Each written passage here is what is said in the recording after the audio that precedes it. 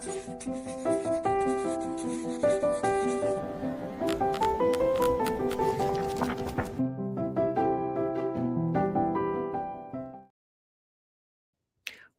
everyone, to my online book launch for His Girl, which came out yesterday, March 6th. And there's a few fun, interesting little facts about this book and why it means so much to me. But first of all, I'm going to show you the cover.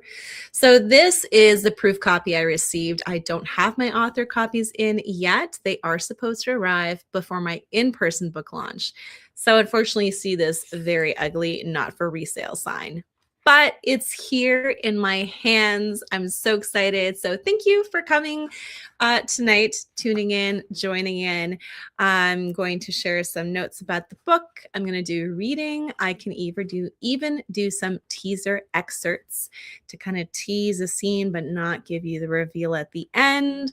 And before I go on any further, let me just say that as part of being here at this book launch, you can win a free copy of His Girl. So all you have to do, we have two ways to win. All you have to do for now is you're going to comment forgiveness in the comments section wherever you are watching from. And if you do so, then I'm going to put your name down and I'm going to do the spinny wheel thing, and you can perhaps get a free copy of His Girl. And yes, it will be signed by me. So His Girl is what is the fun fact? Oh, yes. So I'm not just celebrating the coming out of His Girl. It's actually my 7th book in the 10 years that I've been published as an author. So I'm celebrating its release. I'm celebrating that it's the 7th book, and I'm celebrating that I've been published for 10 years, which is really surreal. And this is the perfect book to close off this era, this decade of writing for me. This decade has, well, it's really been the foundation of my whole writing journey.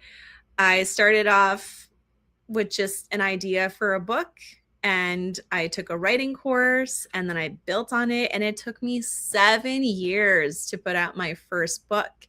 And from that book, I had this idea, well, why don't I expand my horizons and write this whole series on Canadian history, but fictionalized, with stories that people can enjoy and feel drawn to and learn something about Canadian history at the same time, but with a lot of heart and soul, some mystery, some romance behind it all. So His Girl, although it is the sequel to Unborn Melody, which is a heavy historical romance, is actually not a historical romance, or at least not in the standard way. It's more a story of second chances, the possibility of redemption. It has a child POV. It has secret parentage. It's more of like a snapshot of a family's dynamics in the wilderness in the Northwest Territories shortly after World War II. And so what started off as a romance, which you do get quite a bit of nice steamy moments in here, it is closed door. But that is not the thrust of this book, because the thrust of this book is Melody's journey into understanding, where does she come from? What is her history? And the story behind who she is. I see a few comments here. Okay, we've got forgiveness and hi. Okay, SD Houston, thank you so much. My friends with the like button, thank you for coming on. Oh, thank you. Congratulations. You deserve to celebrate your writing journey. Yes, I do. I'm so happy to, and I'm so happy that all of you guys are here. So let me just put down your names, because I don't want to lose that. I want to make sure you have your chance to enter the free copy of His Girl. So we've got SD Houston, we've got Uh-huh. RQU. Okay. Perfect. All right. So I've got you guys down for now. And I think I'm going to start off with a little bit of the writing journey behind this book, why I wrote this book, how it actually it doesn't have the ending I originally thought it would have. It actually took a very different turn. So, how did I get into this story? Well, at the end of Unborn Melody, you see that Eleanora returns to Seth. She realizes that Seth is the one that unconditionally loves her and whom she wants to build a life with. And she goes to Seth with her child, who is not Seth's child. He's not the biological father. And that's where the story ends. And I just knew that it needed to be propelled a few years later. And I really wanted Melody, who's the baby in Unborn Melody, to have her own point of view in this book. And it wasn't going to be about romance, as I said. That wasn't the main thrust, but more about what happens when someone from your past arrives and kind of shatters your world as you know it. And there's huge changes that come from it. And that's where His Girl comes from. Now you can see it's quite a bit of a short book. It's not very long. It is a novella, but there's quite a bit packed in here. A lot of moral dilemmas, a lot of figuring out family dynamics as new characters come into play and change those dynamics. And let me talk about the ending. So the inspiration for this ending actually came from a local writers group. And this was last December. So I was almost done writing it. I think I had maybe 3-4 chapters left. And we were talking about miracles at the writers group and just kind of throwing out questions of what are miracles? What do we believe about miracles? Why do we believe in miracles? And someone brought up the idea of, well, maybe the miracle is not what you think it is, or it's not, it just has a different ending than what you would thought. And then I thought, okay, that's it. Because my ending for this book was this neatly wrapped bow tie, super happy ending. But I realized that life is not like that many times. And maybe the miracle you hope for is not completely dependent on how you respond in that situation. But when you have other people at play, that complicates things. And then the ending was completely changed.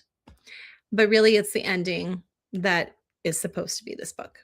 So I can do a reading now if all of you would like that.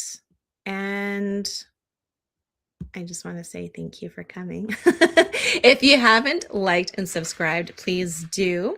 On my channel, right now I'm doing a book launch, but on my channel every week, I put out writing tips and advice. I have other authors come on here and share about their writing journeys and their books. So if you want more of that, then you can subscribe to that. Okay, so I'm going to start with the reading. And then I can do some teaser excerpts. And then if you have any questions, you can ask them and I would be happy to answer them. It can be anything to do with my writing, anything to do with this book, although I don't want to share too much because obviously you want to read the book. And yes, you can read it without having read Unborn Melody. I highly suggest you do read Unborn Melody. But if you haven't, you can technically read this without having read the first one.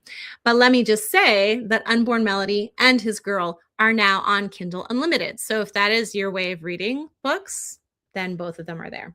Okay. So it all starts with a knock at the door. A knock at the door stole their attention. Eddie asked, "Pa home?" Ma furrowed her brows. "No, next week. I'll see who it is." She slipped from their embrace and stood. "I'll be right back." She padded toward the door and opened it a crack. Melody turned to Edward and said, Want to play with our animals? The slam of the front door made Melody whip her head. Ma, are you okay? And now this is from Eleanor's POV. An urgency to gather her children and flee surged in Eleanor's chest. She slipped back inside and leaned her back against the solid door, eyes squeezed shut and drawing shaky breaths. Ma, are you okay? Melody's voice penetrated the underwater cloudiness she felt trapped beneath.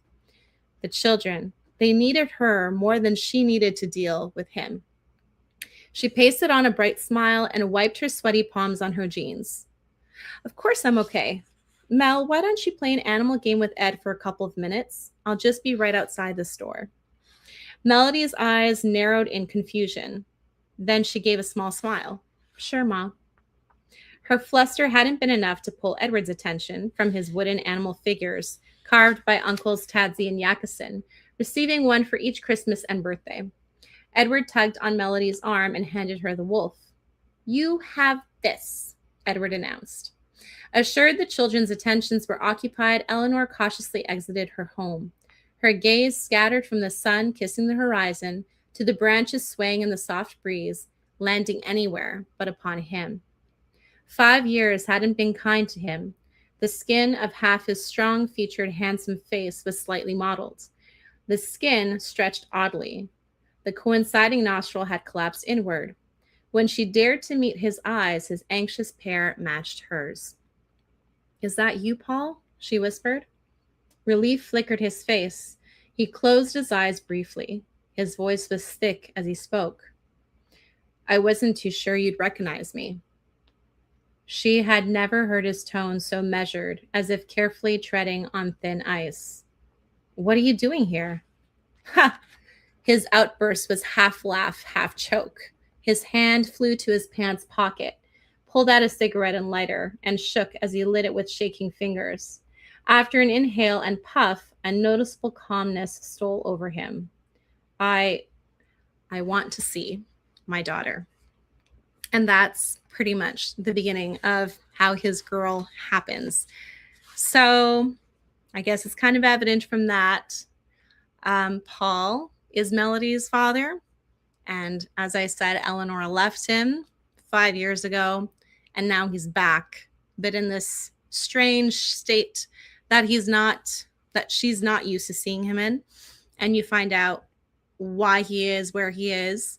And now this person, this blast from the past, has come back. Oh, thank you, Priscilla. I can't wait to read it. I can't wait for you to read it. And then I did get that Paul is wanting to see Melody. Yeah. This is a good question. Thank you.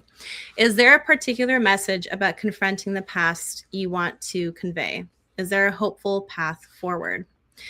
This is definitely a question I was trying to figure out, struggle with, because you actually have two opposites in this book. You have Eleanor, who sees a lot of herself in Paul, or sees, in Unborn Melody, it's a lot of Eleanor's arc where you see she comes from a broken past and she treats people with disdain.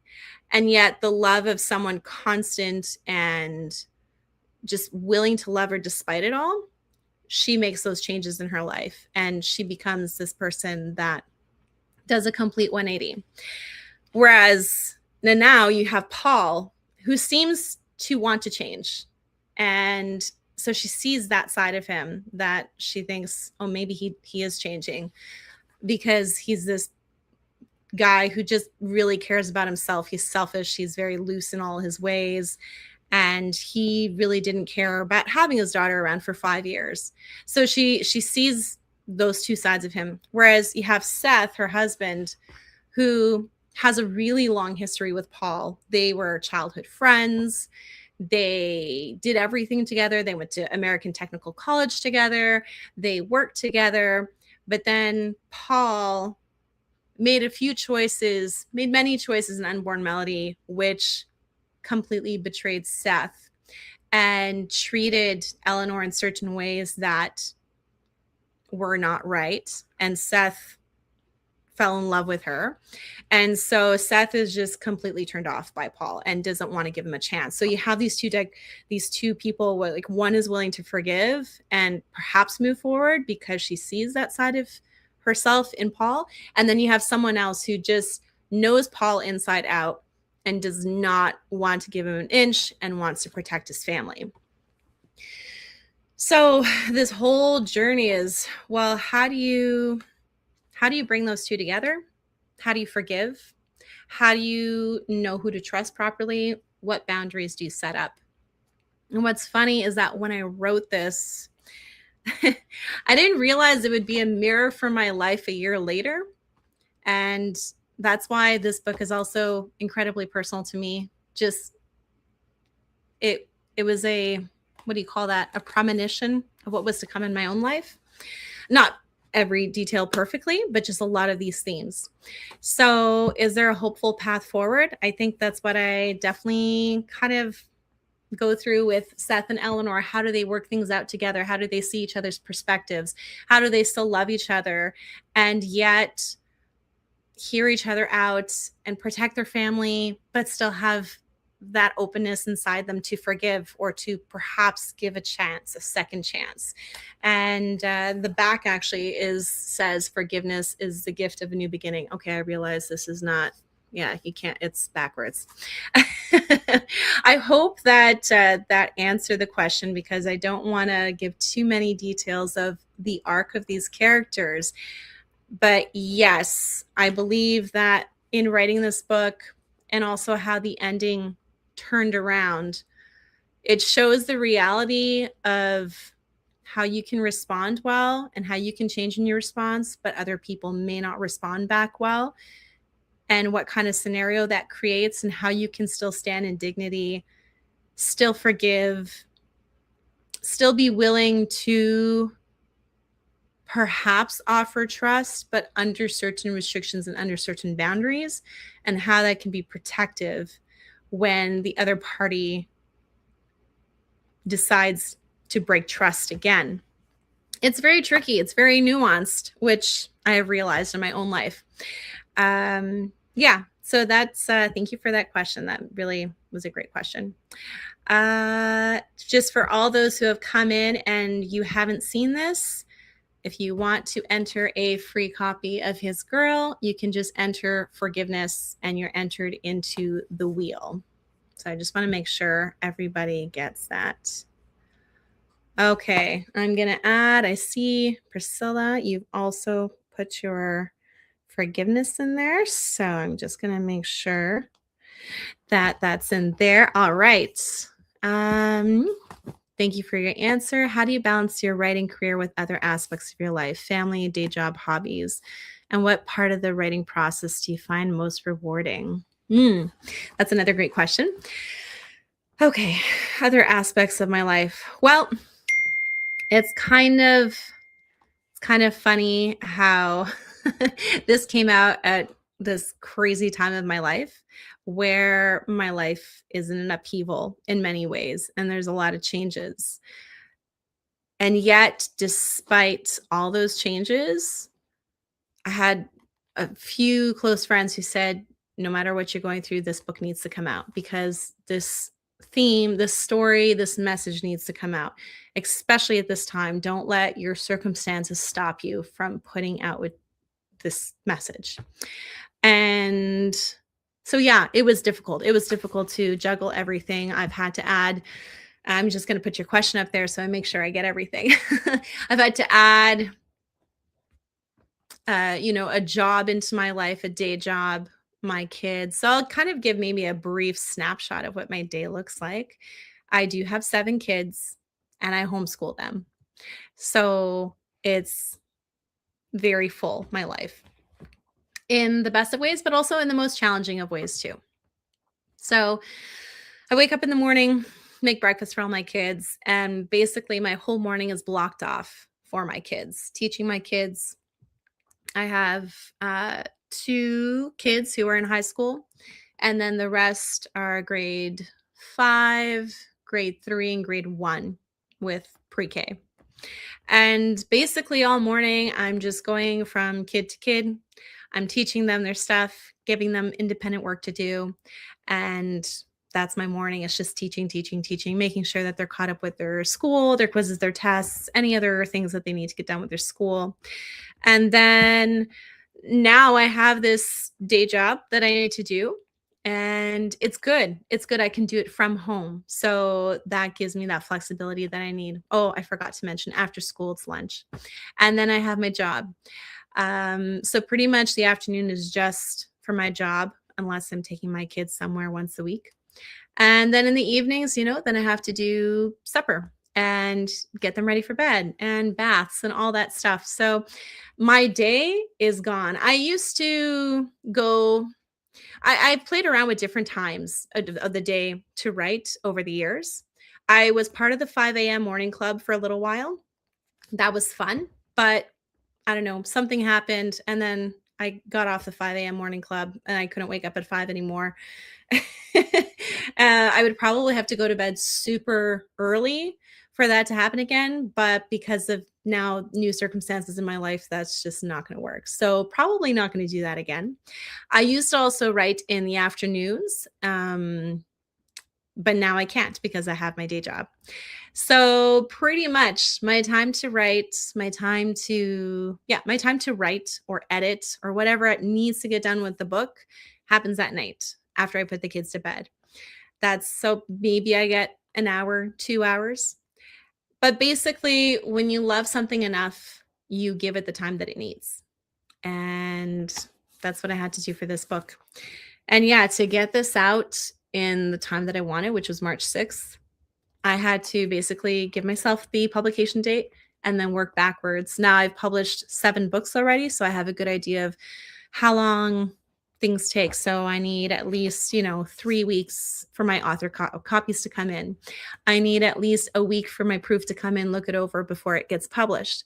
And then I just move forward, backward, reverse engineer to make sure that I get everything done that I need to get done. So that's how this came. It was just by organization, basically. You have to organize yourself if you're going to hit a certain date. If you're just going by the seat of your pants, then whatever, it doesn't matter. But I just knew that this was the right time to publish this book. And what part of the writing process do I find most rewarding? Oh, that's a hard question. Writing process, not editing. It's a different process altogether. I think I just love the first draft. It's messy, it's all over the place, but that's when the characters are really driving the story. And I tend to write by the seat of my pants. So I usually have a good idea of what my beginning is, my middle, and my end. But as you can see, the ending changed for this drastically. So even that can change too. And so, yeah, I'll have that very loose outline, but then everything in between, I don't know what's going on. So my characters drive it quite a bit. So I think that's what I love about my stories is the discovery part of writing the story. What is okay? There's a lot of moving parts with publishing a book. Yeah. Because you're not just publishing a book, you're marketing, you're having to do your social media. It's a lot. But if you love it, then I also love the first drafts. It's like reading a book for the first time. There's nothing like that first time. Yeah. And every time with every story, it's new. I'm an intuitive discovery writer too. Love it. Love it. Love it. I have had to do outlining because I have a co written book and there's 2 other ones coming up where I'm collaborating with other authors. So I do need to be stricter with my outlines because we all need to be on the same page of where we're going in the story. So it is fun too. I guess it's just more like instead of letting the words flow and take you where you want to go, it's more like where the concept's going to flow and take you where they want you to go. I think that's what it is. So if you would like, I can read a teaser. This scene actually changed quite a bit too after my beta readers read it. And one of them pointed out, well, this kind of really wouldn't work because of this. And that was actually a really good point, an important point, and it changed quite a bit. So I will read it, but I will stop at a point where you don't know what's going to happen next. I'm not going to share. It's a teaser. Okay. Let's see. I'm just checking here for time. Okay. Because I do have a little game to play with all of you. It's fun. You get to know my answers. I get to know your answers. Okay. Let's see. Okay. This is from Seth's perspective. So the father. Uncle Paul, Melody gleefully shouted. She skipped toward him and put her arms around his waist. Looks like I'm joining you. Paul looked down, then away. Have a good evening, Eleanor. Thank you. Yeah, you too. She smiled and went inside the cabin. As they walked toward the meeting place at the river, Seth chewed on his lip. He was peeved Paul hadn't made things right with Eleanor. Not really. Paul's cowardice stung. Pa, Melody interrupted his thoughts. May I please go in the same boat as Uncle Paul? I would prefer you be in the same boat as me, just in case. Just this time, pretty please. His girl's blue eyes, Paul's eyes, twinkled as she pouted, lips that would never come from him. None of her features would ever mirror his. Seth relented. How about the three of us go together? Yay! Even better. Tadsy and Yakison were patiently waiting near the canoes with their poles. Seth steadied the canoe as Melody entered it. I'll be in the back, Paul said. In you go. Fine, Seth muttered. Once Paul pushed their canoe into the river, he grabbed his oar and they rowed toward Goose Island. Melody rowed with all her might, her tongue sticking out between her teeth. Seth, facing forward, heard Paul's calls of, "Great job," and "That's it." He felt a tug of old kinship. Half of him hated feeling it, and the other half ached for what had been lost. His plaguing thoughts distracted him from noticing a sudden wind that whipped around his hair wildly and made his eyes water. He heard a splash that sounded as if he were underwater. Melody! Paul's distraught shout broke Seth's inner turmoil, and he whipped his head around. Paul hunched over the canoe's side as he searched the unnaturally turbulent water slapping against it. His white knuckles gripped the gunwale as the craft precariously dipped toward the crests. Paul looked at Seth, and his eyes constricted in fear, the same fear Seth felt. Before Seth could drop his paddle, Paul dove headfirst into the water. And that's it. That's it for that little teaser. And I'm not going to say any more. So my little game that I have with all of you, let me get to it. Okay, it's a would you rather.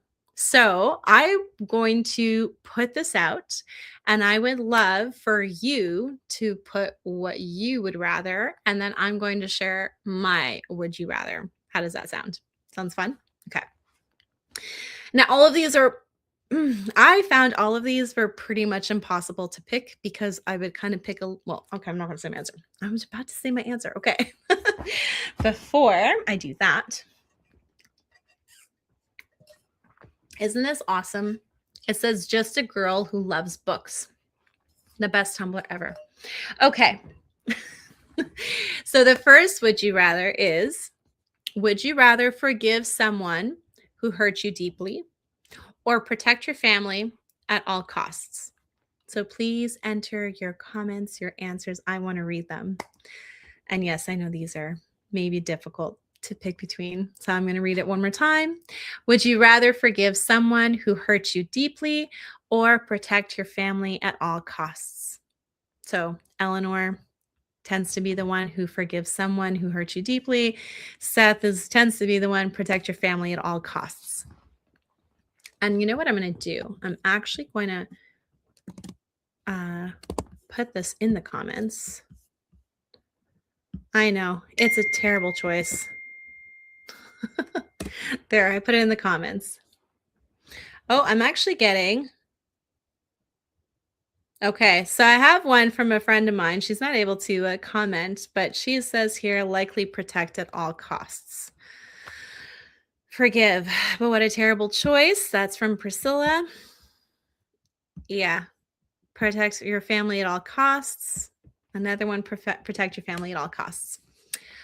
This is so difficult for me because I'll share why. I would want to forgive because I know that when you don't forgive, it can do something to you. Protect your family at all costs. Yeah, seems to be like the way to go. It's like, what if you don't forgive, then you're trapped in a prison of your own making because you have this anger and this bitterness rooted within you. But then at the same time, it's like, well, if you forgive and you just open up freely, then other people can get hurt. So I want to tend like, yeah, I have to pick one. I have to pick one. I think if I had to pick one, because then what if I forgive, or what if I don't forgive, and then that bitterness and that anger get directed at my own family, and then it just breaks the family apart from within. I know. I know. I'm all with you there. That's why I would just choose both of them. You can forgive and protect, and that's what I would do. But if I had to pick, I would protect. There you go. Okay. That was really hard. Okay, next one. Would you rather have a quiet life in the wilderness with found family or chase glamour and fixing yourself? And I won't say who the second one is based on. Let me put that in the comments. There. Quiet life in the wilderness with found family. Yeah. I'm saying the same thing too. Just because I actually live in the country. I do live in a little hamlet, so I have some neighbors, but I'm quite removed from my neighbors. And I just love the quiet countryside where I can raise my family and I am close to town. But anyways, I just love that. Man, the Northwest Territories, they look beautiful. I did a lot of research for this book and Unborn Melody with that. And yeah, I think I would definitely choose to live there instead of like a city. hmm That's my answer too. I think this was the easiest one for me to come up with for an answer. Okay, let's see what the second one is. Oh, wait, we got another one. Yeah, quiet life with found family. Exactly. Priscilla, I've never been glamorous. I do have to say though, I do like being glamorous from time to time. Like I also love going to see the city sometimes. And then it's fun to dress up. But if I had to choose, it's the quiet life. All right. Another one is, I'm just going to put this up in the comments right away so you can all read it. Would you rather keep a painful secret from your child or tell the truth and risk heartbreak? This one's an incredibly difficult one for me to pick. Because, yeah, again, it's kind of hitting close to personal life here. So, but it's definitely one to wrestle with. Depends on what the secret is. Yeah, for sure. What if it's like the worst secret ever? It is tough. Would you rather keep a painful secret from your child or tell the truth and risk heartbreak? So, in this book, that's definitely a thing, but there's a time to keep the secret, and then there's a time for the truth to come out. Yeah. And that's it. Keep the secret. No need to saddle a child with an adult secret. Exactly. Not telling them until they are an adult and can maturely think through the information. Yeah, that's part about, protecting our kids, right? Because they're kids. And I think sometimes, too many times, maybe we parents or adults are like, oh, yeah, the kids can handle it, but no, they can't. Or um, it really doesn't help them. But yeah, that's what I'm doing too. I'm kind of like, again, both in this scenario. But yeah, I think I would, if I had to pick, I would do a painful secret. I would hide it, and then when they're not a child, you can tell them. And then I have this one's a fun one. Not too heavy, because along with there are a lot of heavy themes in this book, but along with heavy themes, I hope that in this book there's those moments where it's like, "Oh, this is nice and safe and peaceful, and this is how I would like to slow down my life and my moments and do these things with my kids and my family." And this is, let's see here, the last question. Would you rather Oh, wait, we forgot an answer. I would ask myself, is it truly beneficial and are they ready to receive it? It's less about being secretive than providing healthy boundaries. Exactly. Very well said. Couldn't have said it better myself. So the last one is, would you rather go fishing with Seth and Melody or learn to weave baskets with Nana? I didn't bring up Nana, the character, but Ness Nana is actually the Dene tribe's matriarch. And you see her at the beginning with Melody. She's looking after her grandchildren, and the grandchildren are learning to weave birch baskets from Nana, which is part of their tradition and culture. So, which would you pick? All right, we have fishing, and I'll give everyone else some time. This one actually was a little bit difficult for me to pick between. I've fished before, but I've never woven a basket, so I'd rather learn something new. Baskets. Mhm. Weave baskets. Yeah. I've never gone fishing, so I think it would be a fun thing to try, but at the same time, like a basket, well, okay, yes, you can fish and then eat the fish and enjoy it that way, but the basket, like, stays forever if you do a good job, right? So, I think I would weave the basket too, and, just do something that is part of my heritage as well. So that this is good. I need something to put the fish in. Okay, so let's choose both. We weave the basket first, then we go fishing. How does that sound to everyone? That's very, very good. So that's it for that. Oh, I know. So good. Yeah, so there you go. I've shared a little teaser. I've done a reading. Thank you. Oh, wait, wait, wait. We got some collaboration here. I go fishing, you weave. That's great. Sounds good. How about we all do this together? I mean, this is what this book is all about. It's about found families. So let's go into teams. Some of us weave baskets, some of us fish, and there you go. And then we all get to eat the fish together. So the ones who are good at fishing go fishing. Oh, this has been so much fun, guys. Thank you so much for being here with me, for celebrating with me. When the book came out yesterday, it was a rough day. I wasn't able to fully appreciate the celebration, but you are making it special. You are helping me celebrate. Yeah, I love that. Thank you guys for being here. This is so great. I'm loving it. I hope that when you read this book, it touches your heart like it touched mine when I was reading it. And now looking back and seeing the message that comes through in this book, and and how it impacts my life and how it can potentially impact other people's lives, this book just really means everything. Oh, thank you. Yes, I am having a good celebration day today, and all of you were a part of that. That just is so special for me.